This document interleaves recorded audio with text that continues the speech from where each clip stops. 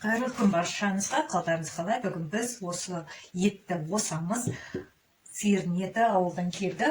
Біз қазақ болғаннан кейін етсіз тамақ қылмаймыз. Поэтому бұл да тұра берсін. Кімге ұнайды, кім көргісі келеді, сол адам кіріп көзін айпықштай, лайк, комментарий басуды ұмытпаңыздар. Осылай біз шкуркалардың бір өзі ұнамай тұрған нәрселерін алып тастаймыз. Өзіңізге ұнамай тұрған нәрселер. Бұл бәрібір сізге пайдасы жоқ. Бұл еттің пісуіне дегендегі уақытты ұзақ жейді. Сол үшін осы пленканы алып тастаймыз.